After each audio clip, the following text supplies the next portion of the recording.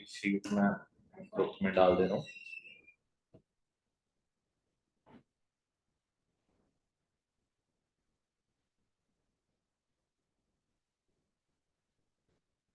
ठीक है, तो बेसिकली यहाँ पे जो ऑब्जेक्टिव है हम लोग का, that is to work around different mathematical calculations.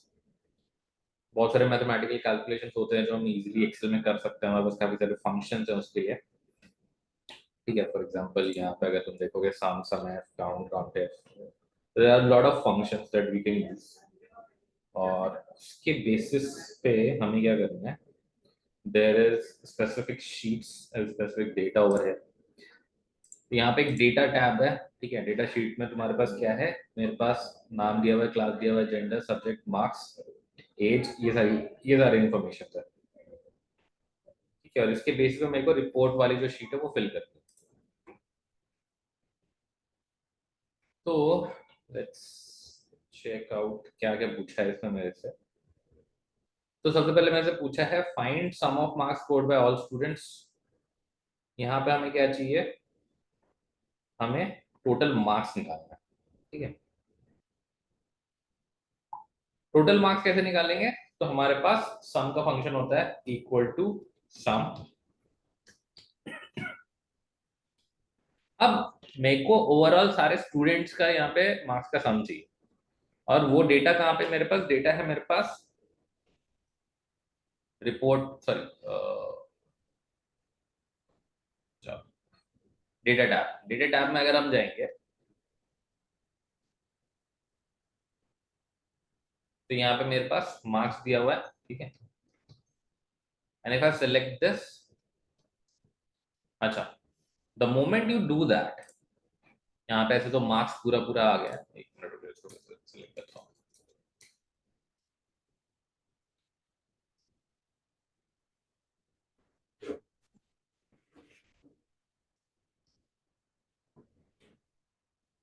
जैसे मैंने ये सेलेक्ट किया, देखो यहाँ पे क्या आ रहा है, यहाँ पे डेटा और एक्सक्लेमेशन आ रहा है। ठीक है, जब भी आप किसी और शीट में या किसी भी शीट में किसी और शीट से डेटा पुल कर रहे हो, ठीक है, जैसे मैं यहाँ पे फॉर्मूला मैंने रिपोर्ट वाली शीट पे लिखा हुआ है। ठीक है, अभी मैं जैसे एंटर करूंगा वापस से रिपोर्ट वाली शीट पे आ जाऊंगा, बट जो फॉर्मूला में डेटा आ रहा है वो डेटा वाले टैब से आ रहा है या डेटा वाले शीट से आ रहा है। तो जब भी आप किसी और शीट से डेटा पुल करोगे, उस शीट का वो नाम डालेगा उस पर एक्सक्लेमेशन साइन, और फिर कौन सा रेंज आपने यूज किया।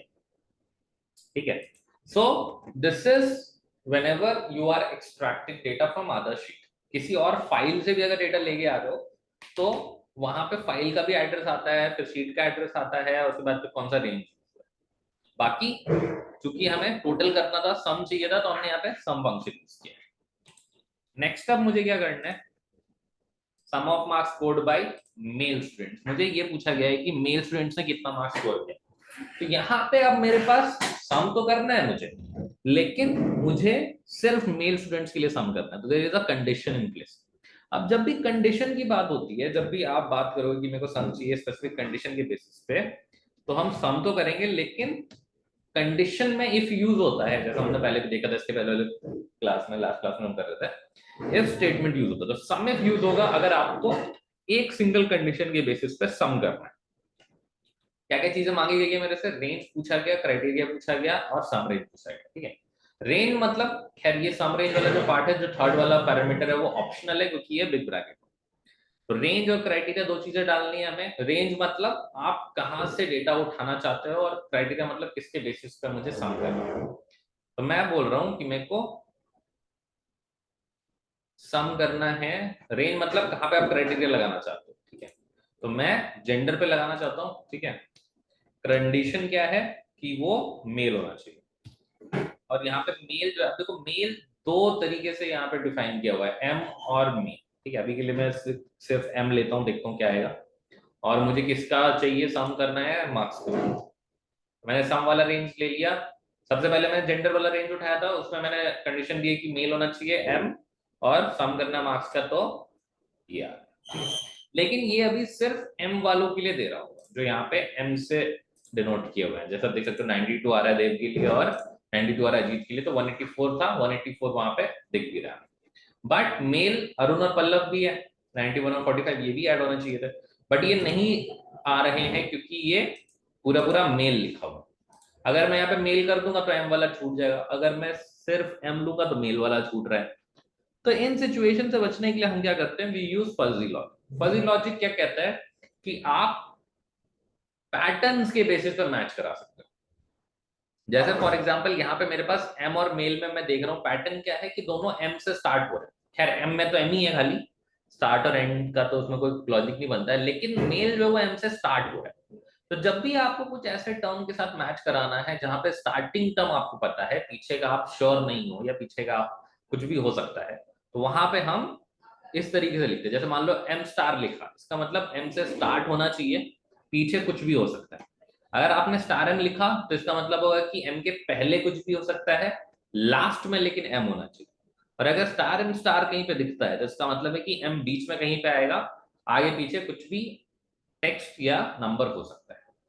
तो यहाँ पे जैसा मैं दोनों चीजें कवर करना चाहता हूँ तो मैं यहाँ पे लिख रहा हूँ एम स्टार, ठीक है।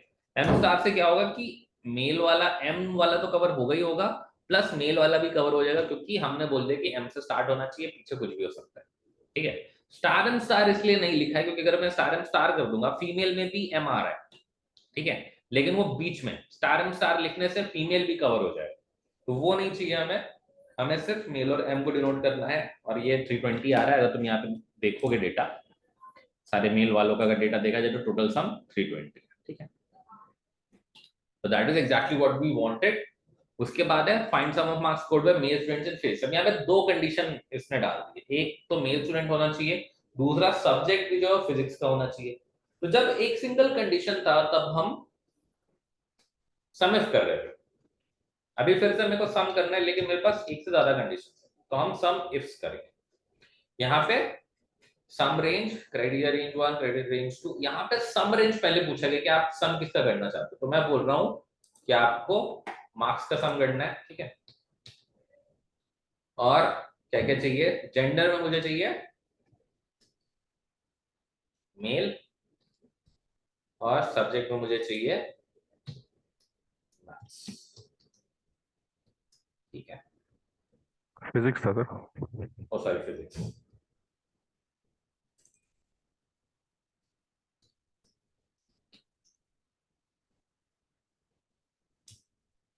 If that comes out to be 137, तो सम समय समय इस तरीके से हम लगा सकते हैं। और इसमें और भी कंडीशन हो सकते हैं, ऐसा नहीं है सिर्फ दो ही कंडीशन। समय में आप एक से ज्यादा कितने भी कंडीशन लगा सकते हैं, समय में एक ही कंडीशन जाएगा, और सम में कोई कंडीशन की जरूरत नहीं है, प्लेन एंड सिंपल जो भी आप डेटा डालोगे या जो भी आप उसमें रेंज डालोगे उसको वो सम करके देते हैं। फिर मेरे से पूछा नंबर ऑफ स्टूडेंट्स, ठीक है। जहां पर भी हाउ मेनी पूछा जाए, नंबर पूछा जाए, काउंट पूछा जाए, हम प्लेन एंड सिंपल क्या करते हैं, काउंट लगा देते हैं, ठीक है, equal to count,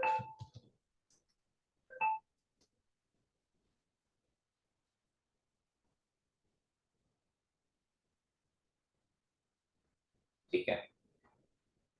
equal to count क्या करता है, जितना भी न्यूमेरिकल डेटा होगा, ठीक है। देखो काउंट के साथ फीचर क्या है, जैसे मेरे को टोटल नंबर ऑफ स्टूडेंट्स चाहिए, मैं क्या डेटा में, अभी यहाँ पे मैं कौन सा कॉलम उठाऊं, ठीक है। फॉर एग्जांपल अगर मान लो मैं नेम वाला कॉलम उठा लेता हूँ, तो मेरे को जीरो रिटर्न कर देगा, इवन तो मैंने डेटा उठाया लेकिन वो जीरो रिटर्न कर रहा है। क्यों? क्योंकि काउंट जो है वो सिर्फ और सिर्फ न्यूमेरिकल डेटा को ही उठा सकता है, वो न्यूमेरिकल डेटा को ही रीड करता है। और तो और अगर तुम्हारे डेटा में ब्लैंक भी है तो भी वो उसको रीड नहीं करेगा। तो मुझे क्या चाहिए, मुझे कोई ऐसा कॉलम चाहिए जहां पे न्यूमेरिकल डेटा हो और ब्लैंक्स भी ना, ठीक। तो हम लिख रहे हैं इक्वल टू काउंट, और मैं क्या करूंगा, डेटा में से आईडी नंबर उठा लेंगे, ठीक है।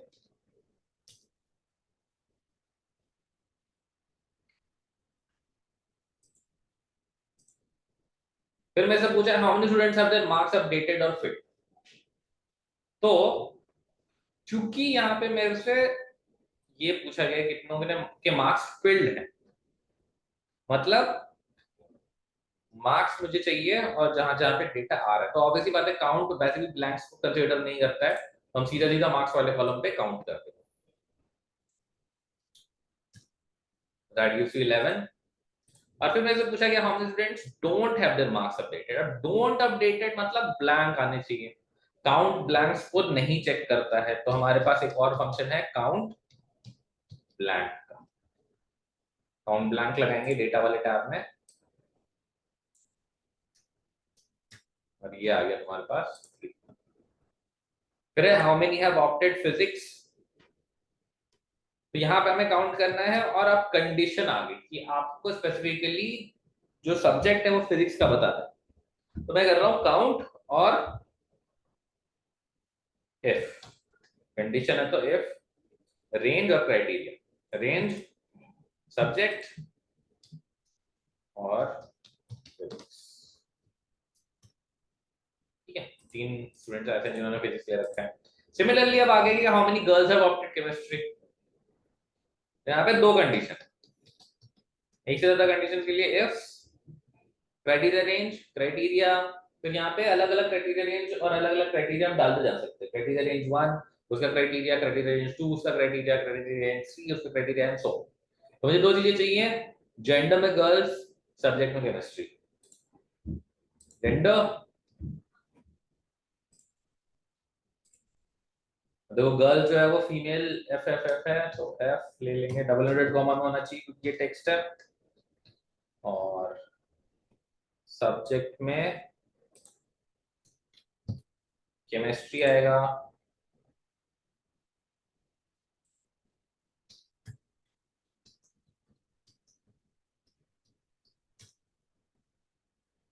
किसी भी गर्ल्स ने केमिस्ट्री नहीं लिया हुआ, ठीक है, तो नंबर कुछ भी हो सकता है, डजंट मैटर। गलती हो गई, सी कॉलम में एफ होना चाहिए। अच्छा, केमिस्ट्री में पूरा पूरा नाम नहीं है, सी एच ई है बस।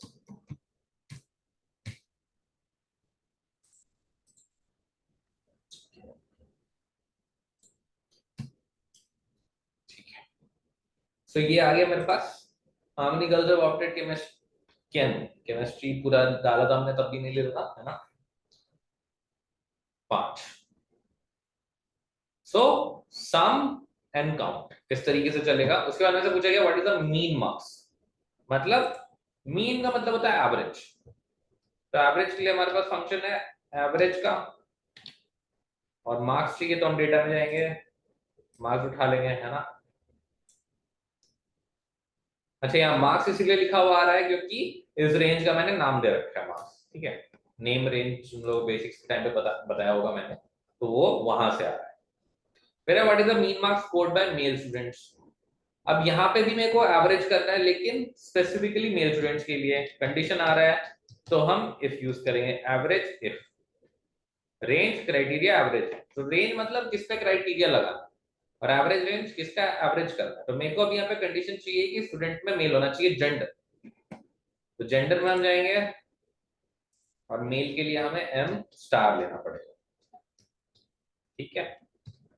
और मार्क्स का एवरेज करना है, तो मार्क्स जो भी आ रहा है, ठीक है। फिर what is the mean marks scored by male students in maths, average. लेकिन इस बार एवरेज इससे काम नहीं चलेगा क्योंकि मेरे पास 2 कंडीशन है, पहला कि जेंडर में मेल होना चाहिए और सब्जेक्ट में मैथ्स होना चाहिए, तो मैं एवरेज इफ लेंगे। एवरेज रेंज हम यहाँ पे पहले पूछ ले कि आप किसका एवरेज करना चाहते हो, एवरेज रेंज क्या होगा, तो मैं यहाँ पे मार्क्स पहले ले लूंगा।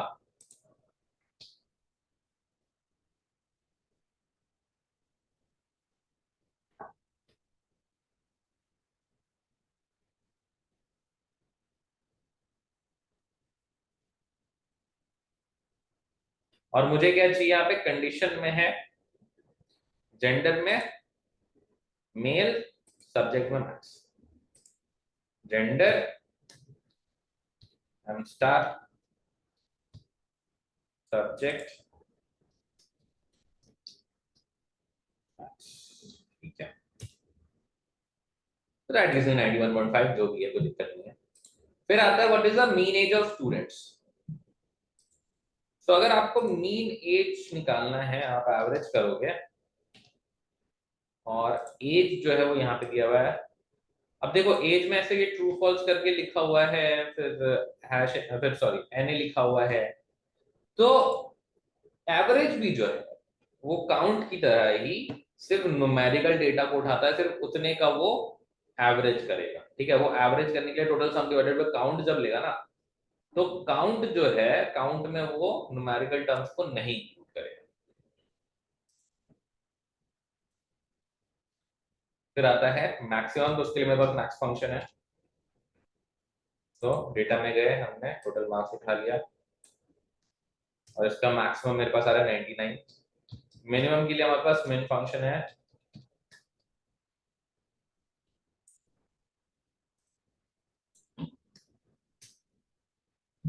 फिर आता है सेकंड हाईएस्ट सेकंड स्मॉलेस्ट।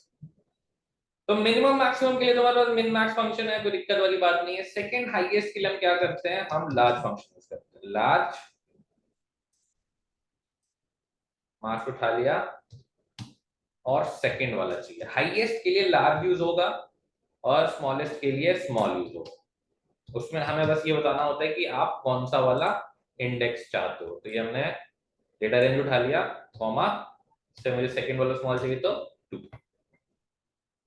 ठीक है,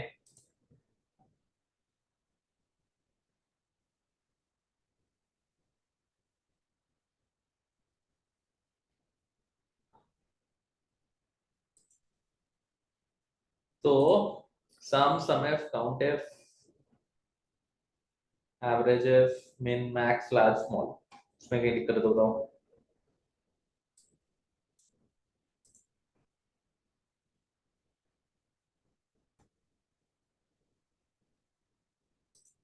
ओके, तो देखो सम जो होता है, सम इज अ स्टैटिक फंक्शन।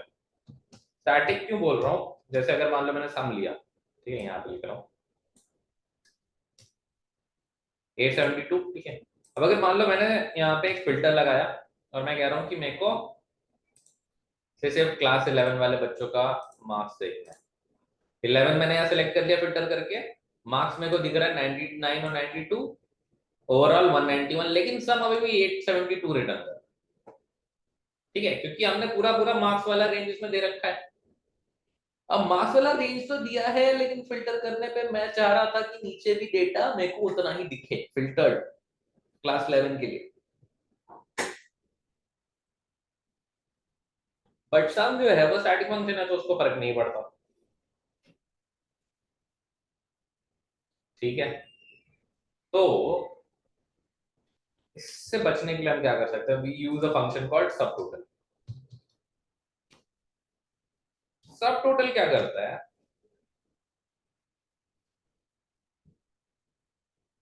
सब टोटल में जैसे मैंने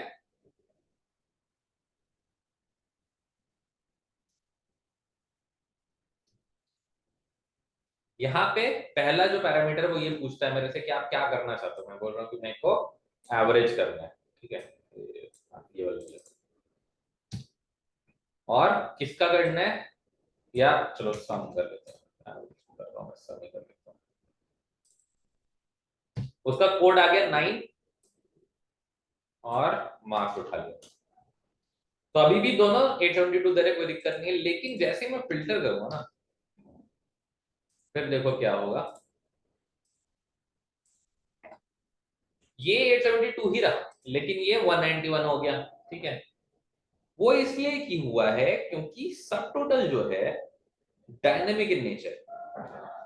तो अगर यहाँ पे सिर्फ मेरे को क्लास 11 के लिए दिख रहा है डेटा, तो वो नीचे भी कैलकुलेशन जो है वो सिर्फ और सिर्फ क्लास 11 के लिए करेगा, है ना।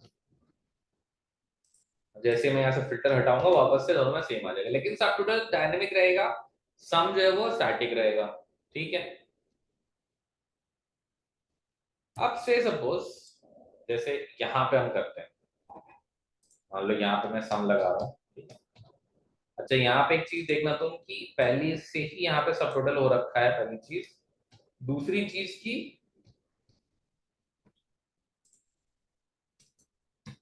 यहाँ पे एरर वैल्यूज भी आ रही है, हैश दिव आ रहा है ना। तो जब भी किसी रेंज में एरर वैल्यूज आएंगी, सम हमेशा एरर ही देगा। सिमिलरली सब टोटल अगर करने जाऊंगा मैं, कुछ भी कर लो, जैसे सम ही कर रहा हूँ पूरे रेंज का। ये भी हैश डिफ दे रहा है, क्यों? क्योंकि सम और सब टोटल एरर वैल्यूज को इग्नोर नहीं कर पाते। बट एक और फंक्शन है मेरे पास, एग्रीगेट। एग्रीगेट में अगर मान लो मैं सम करने जाता हूँ, इसमें एक और ऑप्शन आता है इसके बाद, जहां पे आप एरर वैल्यूज इग्नोर करवा सकते हो। इनफैक्ट अगर थर्ड ऑप्शन पे जाओ तो इसमें क्या क्या लिखा हुआ है, इग्नोर हिडन रोज, एरर वैल्यूज, नेस्टेड सब टोटल एंड एग्रीगेट फंक्शंस। मतलब हिडन रोज अगर कुछ है, मान जैसे अभी हम लोग फिल्टर कर रहे थे, फिल्टर करने पे वो कुछ हाइड कर देता है, तो वो भी नहीं इंक्लूड करेगा, मतलब डायनेमिक रहेगा। एरर वैल्यूज इंक्लूड नहीं करेगा, जिसकी वजह से एरर्स इजीली आप टेक केयर कर सकते हो। नेस्टेड सब टोटल, मतलब आप जो भी सब टोटल है, अगर मान लो ऑलरेडी डेटा के अंदर सब टोटल हो रखा है या एग्रीगेट हो रखा है, तो वो उसको भी नेग्लेक्ट कर देता है। ये सिलेक्ट किया हमने,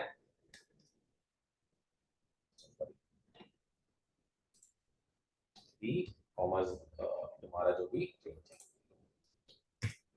तो aggregate will give you the result but sum and subtotal will not. ठीक है।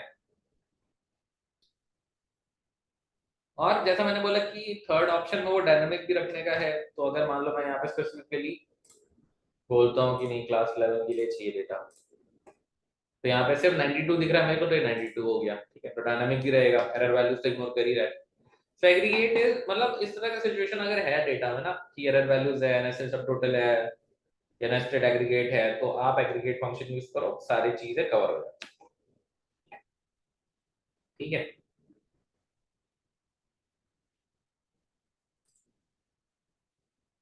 नेक्स्ट स्टेप क्या है? Okay, let's talk about round.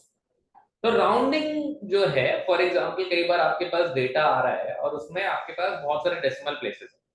जैसे यहीं पे मेरे पास ये जो कस्टमर सेल्स वैल्यू है, इसमें कहीं पे 2 डेसिमल है, कहीं पे ज्यादा है, कहीं पे 3 है, कहीं पे 4 है। बट जब भी हम रिपोर्टिंग करते हैं ना, रिपोर्टिंग में एक सेट स्टैंडर्ड यूज किया जाता है कि सारे नंबर्स में या तो सिर्फ 2 ही डेसिमल होगा या सिर्फ एक ही डेसिमल होगा। तो आपका डेटा में तो बहुत सारे डेसिमल आ रहे हैं, लेकिन आपको रिपोर्ट में कुछ ही डेसिमल प्लेसेस देखने हैं, तो उसके लिए फिर हम राउंड फंक्शन यूज करते हैं। राउंड फंक्शन क्या करता है, जैसे मैं ये नंबर उठा रहा हूँ, इसमें मैं बता सकता हूँ कि कितने डेसिमल प्लेसेस तक मेरे को इसको रेस्ट्रिक्ट करना है। मैं बोल रहा हूँ 2, देखो क्या हुआ, 234.5678 था, वो अभी सिर्फ 2 ही डेसिमल दिखा रहा है, सब जगह सिर्फ 2 डेसिमल प्लेसेस आ रहे हैं। हालांकि जैसे यहाँ पे डेसिमल के बाद 56 था, तो ये 57 हो गया, 67 था 68 हो गया, 13 था 13 था, 89 का 89 रहा, 69 का 7 हो गया, 23 का 23 रह गया। तो कहीं पे बढ़ा रहा है, कहीं पे वैसे छोड़ दे रहा है।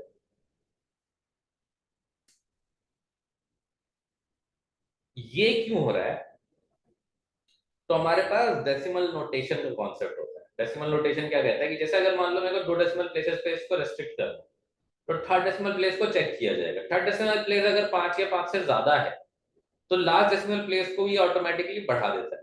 फॉर एग्जांपल जैसे यहाँ पे थर्ड डेसिमल प्लेस 7 था, विच इज ग्रेटर देन 5, तो ये लास्ट डेसिमल प्लेस को बढ़ा दिया। यहाँ पे अगर हम थर्ड डेसिमल प्लेस को देखें, which is greater than 5, again ये फिर से 67 था 68 हो गया। यहाँ पे थर्ड डेसिमल प्लेस 3 है, विच इज लेस देन 5, तो वो वैसा का वैसा छोड़ दिया उसने, उसको चेंज नहीं। तो जब भी आप राउंड करते हो, ये स्पेसिफिक साइंटिफिक थ्योरी है जो वो यूज करता है। बट अगर आप ऐसा नहीं चाहते, आप चाहते हो कि जैसा दिख रहा है वैसा का वैसा आ जाए, तो हम राउंड डाउन यूज कर सकते हैं। राउंड डाउन में कुछ भी हो, जो दिख रहा है वही आएगा। 5 6 है तो 5 6 आएगा, 6 7 है 6 7 आएगा, 1 3 1 3 6 9 6 9 8 9 8 9 7 3, sorry 2 3 2 3, doesn't matter third decimal place बड़ा है छोटा है 5 है 10 है क्या है, कोई फर्क नहीं पड़ता। बट अगर आप चाहते हो कि नहीं, जो भी डेटा आ रहा है फाइनली वो बढ़ के ही दे, जैसे कई बार होता है कि मार्क्स है तो हम बोलते हैं कि भाई जो भी नियरेस्ट ग्रेस मार्क्स है उसमें दिखना चाहिए मेरे को। ठीक है, तो हम राउंड अप करते हैं। Round up last decimal place को हमेशा बढ़ा के देगा। तो तुम देखना यहाँ पे हर जगह पे लास्ट डेसिमल प्लेस बढ़ के ही आएगा। 6 का 5 7 हो गया, 6 7 का 6 8 हो गया, 1 3 का 1 4 हो गया, 8 9 का 9 0 हो गया, 6 9 का 7 0, 2 3 का 2 4। तो ये इस तरीके से है। ठीक है। यहाँ तक कोई दिक्कत हो तो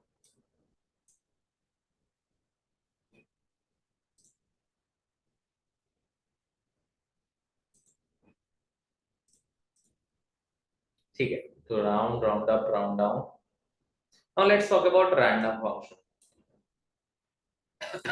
कई बार क्या होता है कि तुम्हें रॉ डेटा बनाने के लिए आएगा, या फिर हो सकता है तुम्हें डमी डेटा बनाना पड़े, तुम्हारे पास अभी रिपोर्ट नहीं आई है, बट तुम्हें ये बोला गया है कि आप एक टेम्पलेट डिजाइन करके दे दो। जैसे कई बार आपको स्टूडेंट और उसके मार्क्स का बनाना पड़े, ठीक है। अब मुझे पता है मार्क्स जो है वो 0 से 100 के बीच में होगा, और इसी का मेरे को टेम्पलेट बनाना है एक छोटा सा।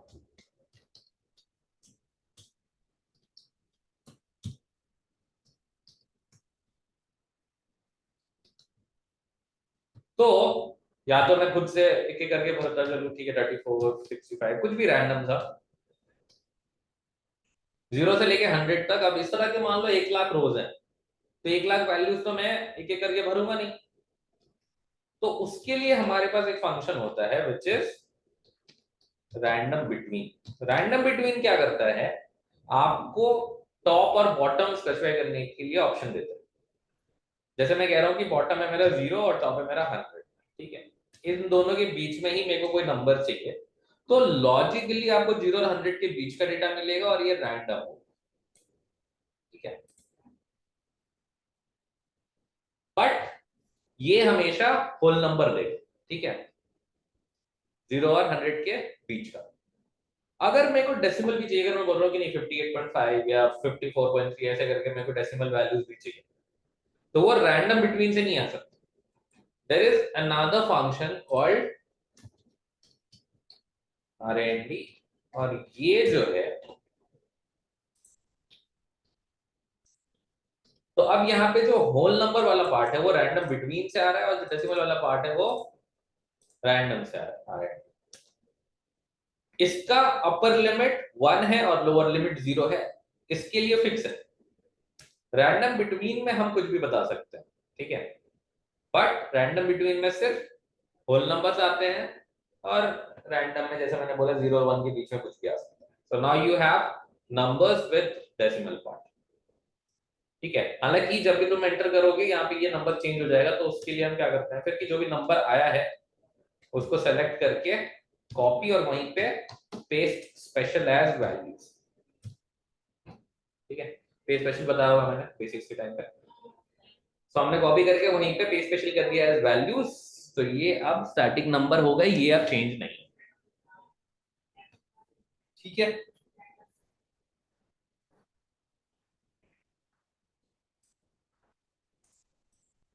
Sum is count from black average, aggregate, random, round up. Let's talk about sum product. तो सम प्रोडक्ट जो है, सम प्रोडक्ट का यूसेज कैसे होता है।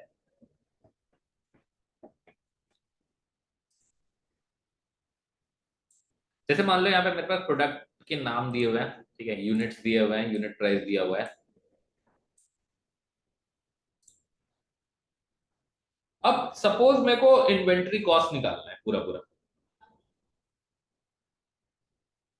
तो मेरे पास प्रोडक्ट्स के नाम दिए हुए हैं, उनके यूनिट्स दिए हुए हैं, उनके यूनिट प्राइस दिए हुए हैं। अगर मेरे को टोटल इन्वेंट्री क्रॉस कॉस्ट निकालना है, ठीक है, यूनिट प्राइस तो ये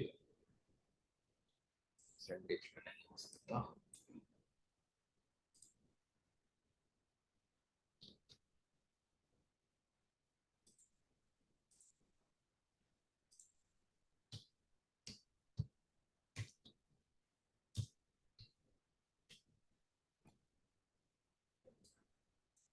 सपोज ऐसे है, ठीक है, यूनिट प्राइस दिया हुआ है, यूनिट परचेज दिया हुआ है। अगर टोटल पेन का कॉस्ट निकालना है तो हम क्या करेंगे, unit price into units purchase. Pen का निकल गया, पेंसिल का निकल गया, रबर रूलर ऐसे करके आ गया। और टोटल अगर इन्वेंट्री कॉस्ट देखना है तो हम ऐसे कर सकते हैं, सम ऑफ ऑल दीज स्टफ्स।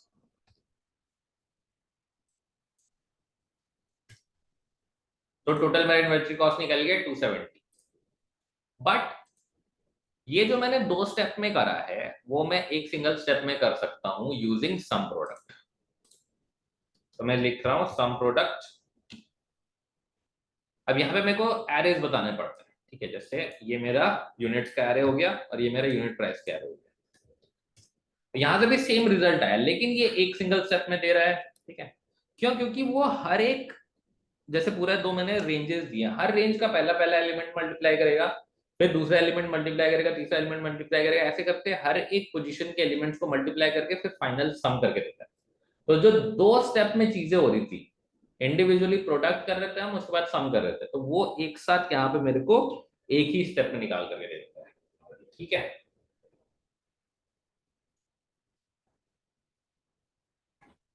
तो बेसिकली जैसे अगर मान लो तुमको निकालना है कॉस्ट वगैरह, या कई बार हम EHT के लिए भी यूज करते हैं, एवरेज हैंडल टाइम। जैसे मान लो मेरे पास बहुत सारे एजेंट्स हैं जिन्होंने कॉल्स वगैरह उठाए हैं, ठीक है, उनका टोटल कॉल्स और टोटल टाइम दिया हुआ है, या एवरेज हैंडल टाइम दिया हुआ है इनका इंडिविजुअली, अगर मेरे को टोटल निकालना है।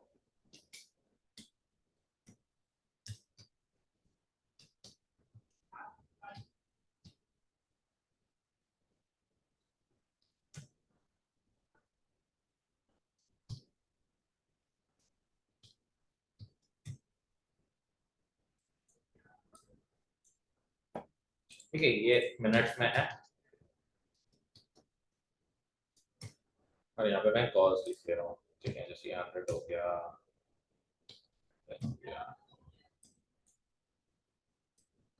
और कोई अगर मेरे से बोलता है कि मेरे को पूरे अपने प्रोसेस का एवरेज हैंडल टाइम थी, ठीक है, तो ये अभी हर एक का इंडिविजुअल हैंडल टाइम है। एवरेज हैंडल टाइम की एक कॉल उठाने के लिए इसको 10 मिनट और 50 सेकंड्स लगते हैं। ठीक है, 0.5 सेकंड, सॉरी 0.5 मिनट, 10 मिनट और 0.5 मतलब 30 सेकंड, और ये टोटल नंबर ऑफ कॉल्स है इसके। अब अगर एवरेज हैंडल टाइम निकालना है तो हम क्या करेंगे, या सम प्रोडक्ट बेसिकली मेरे को क्या देगा, सम प्रोडक्ट देगा मेरे को टोटल हैंडल टाइम।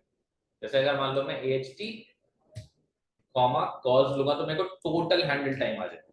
ठीक है, और अगर इस टोटल हैंडल टाइम को मैं टोटल कॉल्स से डिवाइड कर दूंगा तो मेरे को ओवरऑल AHT मिल जाएगा, विच इज 9.633। बहुत बार देखोगे तुम, जो बैकएंड ऑफिसेज होते हैं वहां पे यूज होता है। ठीक है, या एवरेज प्राइस के लिए भी कई बार यूज होता है। ठीक है, जैसे मान लो अलग अलग वेंडर्स हैं, अलग अलग वेंडर्स मेरे को सामान बेच रहे हैं अलग अलग प्राइसेस पे। ठीक है, तो मेरे को अगर टोटल एवरेज प्राइस अगर निकाल, वेटेड एवरेज जिसको हम बोलते हैं, राइट, फॉर एग्जांपल जैसे स्टोर 1, जैसे मान लो गोल्ड खरीद रहा हूँ, ठीक है, अलग अलग जगह से,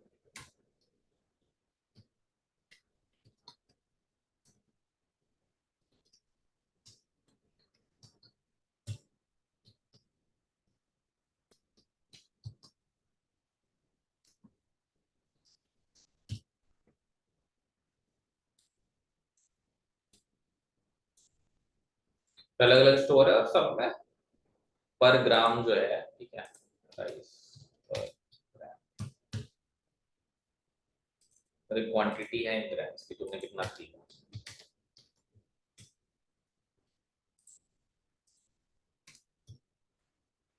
ठीक है, तो से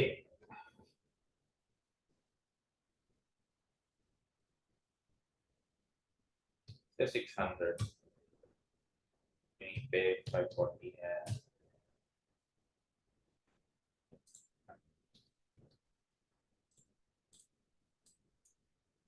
करके मैं अलग अलग सोर्स तक खरीद रहा हूँ।